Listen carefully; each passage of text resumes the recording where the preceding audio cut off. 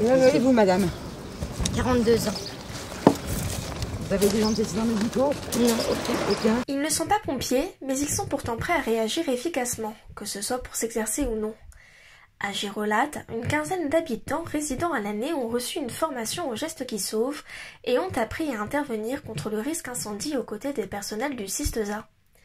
Et ce, afin de pouvoir agir sans délai auprès des 1500 visiteurs par jour en pleine saison, dans un village où les pompiers ne peuvent intervenir que par voie maritime ou aérienne. En fait, ça va dépendre des conditions météo, mais la durée moyenne d'intervention sur Girolate aujourd'hui est environ 45 minutes. Sur un arrêt cardiaque, les premières minutes sont décisives.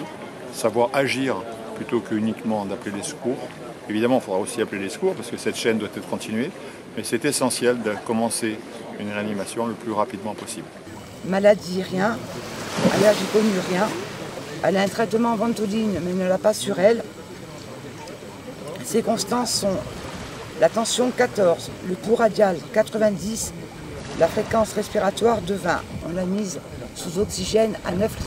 Désormais munis de tuyaux et de kits vitaux donnés par le service, ces citoyens engagés deviennent ainsi le premier maillon de la chaîne de secours. Une solution mobilisatrice qui pallie une situation insatisfaisante et une prise de conscience générale saluée par le maire de Zagne. Ce sont des bénévoles, ils se sont beaucoup motivés. Je crois que les responsables de la formation en ont témoigné par la qualité des connaissances qu'ils ont pu acquérir. Mais je pense qu'aujourd'hui, la prise de conscience est générale, elle n'est pas liée à Girolate et sa situation particulière. Je crois que toutes les populations qui vivent en zone isolée savent qu'elles ont des risques à affronter et qu'elles seront d'autant mieux protégées qu'elles se prendront elles-mêmes en charge. Et moi, j'espère que ce type d'organisation pourra se généraliser dans plusieurs communes de Corse. Un engagement que le Sisteza souhaite rendre durable dans le rural. Ça a été très heureux de participer justement à cette mission de formation sur Girolate où on a réussi à former 15 personnes. Donc un grand merci à ces 15 personnes, à ces citoyens qui se sont mis au service des autres. Comme je l'ai indiqué au maire d'Ozanne, et nous serons toujours là à côté d'eux pour les aider, aussi bien au niveau du matériel que de la formation.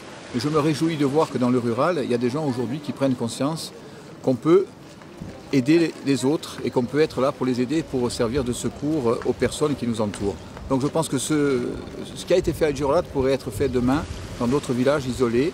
Et je pense qu'on va y travailler dessus et essayer d'avancer et de permettre au rural de se développer et que le secours soit au plus près de tous les habitants du rural. Créée à l'initiative de la municipalité et de ses habitants volontaires, cette réserve communale de sécurité est la première de Corse du Sud et marque ainsi un bel esprit de solidarité.